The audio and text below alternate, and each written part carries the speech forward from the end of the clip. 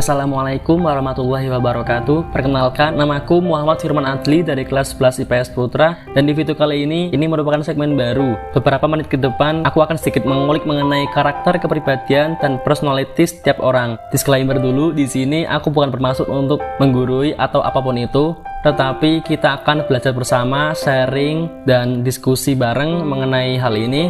And welcome to new segment. Beberapa kalian pasti ada yang pernah dengar apa itu psikolog, dan mungkin ada yang pernah dengar tapi lupa. Di sini aku mau sedikit mendeskripsikan psikolog. Psikolog itu merupakan hal yang ada di kepribadian dari diri kalian ataupun dari diriku, dan setiap orang itu punya yang namanya karakter. Karakter kamu dan karakter aku itu beda. Karakter kamu dan karakter orang tuamu itu pasti beda. Ketika kalian lagi ada masalah sama keluarga mengenai kamu ini pinginnya ini dan orang tua kamu itu pinginnya itu, pasti akan bentrok. Contoh misal ya, kamu nggak pengen mondok, tetapi orang tuamu pengen kamu itu mondok. Apakah kamu harus menyikapinya dengan kepala dingin atau sebaliknya? Nah, itu yang namanya karakter orang. Nah, apa itu psikolog? Psikolog yaitu bagaimana kita memandang personality seseorang. Apakah orang tersebut attitude-nya baik kepada kita atau sebaliknya. Jadi itu tuh merupakan opini kalian masing-masing. Contoh, kamu memandang si A itu orang baik, kamu memandang si B itu orang nggak baik.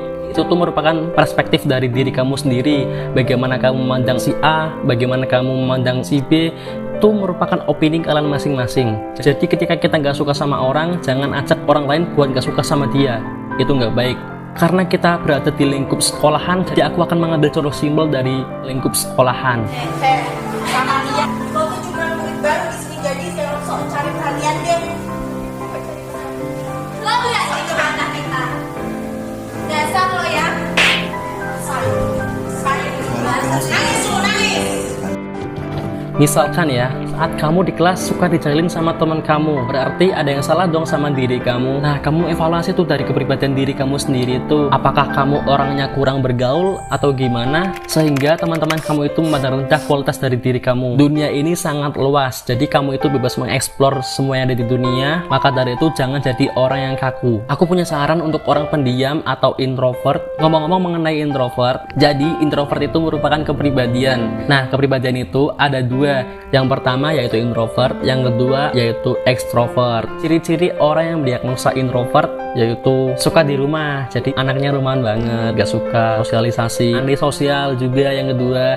Terus yang ketiga itu jarang ngobrol. Kenapa terciptanya orang introvert? Nah, itu tuh dari pengalaman hidupnya dari masa kecil sampai sekarang. Apakah dulunya dia itu punya latar belakang yang buruk? Jadi itu tuh merupakan kepribadian yang dibentuk dari orang tua. Kan orang tua itu adalah cermin utama dari anak. Karena orang tua itu kan yang menemani yang satu rumah, jadikan anak itu notabene itu harus menurut sama orang tua. Apa nih? Lihat tuh, nilai merah semua. Mau jadi apa kamu? Nilai ulang kayak begini semua? Hah? Kesana kurang ajar. Papa tuh biaya kamu tuh mahal-mahal. Harusnya kamu tuh belajar lebih rajin lagi.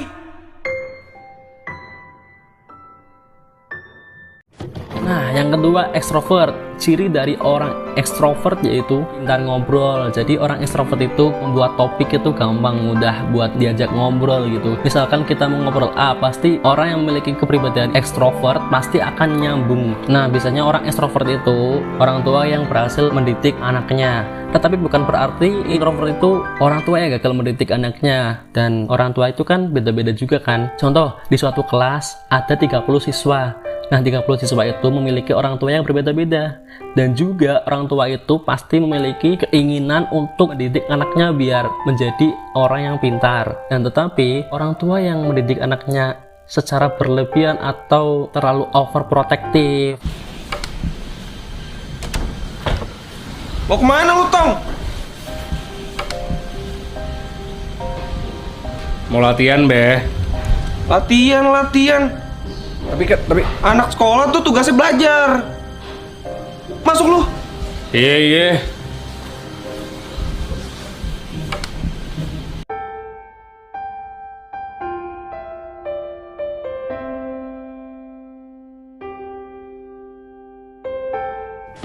Aku punya saran buat kamu yang introvert atau pendiam. Yuk mulai sekarang belajar bersosialisasi.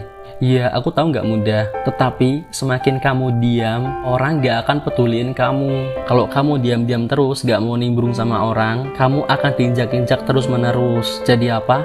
Bersosialisasi itu penting, apalagi buat kamu yang masih sekolah. Nah, jadi di video kali ini aku akan memberikan 3 tips buat kalian agar berpikir dewasa, agar tidak terlihat seperti bocah.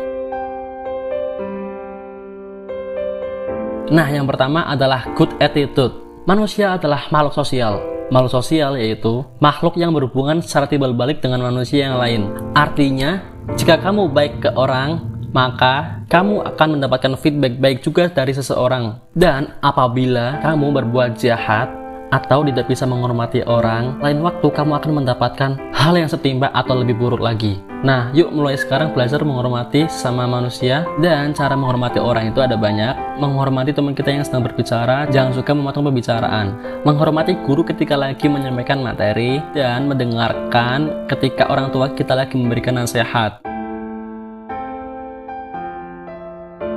Yang kedua, menerima diri sendiri dengan segala kekurangan dan kelebihan. Setiap manusia punya kelebihan dan kekurangan masing-masing dan punya porsinya masing-masing. Ketika kalian mengeluh, mengapa banyak orang yang tidak paham sama kondisiku meskipun sudah aku jelaskan? Jadi manusia itu tidak saling mengerti jika tidak pernah merasakan hal yang sama. Hanya beberapa orang yang mungkin akan berusaha mengerti dan merangkulmu karena dorongan hatinya. Artinya setiap orang itu memiliki habitatnya tersendiri, atau bisa disebut juga privilege. Contoh kecil ketika teman kamu terlahir kaya, kamu biasa-biasa aja. Teman kamu terlahir ganteng atau cantik, kamu biasa-biasa aja. Dan masih banyak privilege kehidupan dan kamu harus terima fakta itu. Belajar bersyukur meskipun tidak mudah, maka biasakanlah. Yang ketiga, tidak usah down karena perkataan seseorang. Karena pada dasarnya hidup kamu itu yang milik kamu sendiri, dan yang bisa kontrol hidupmu ya diri kamu sendiri.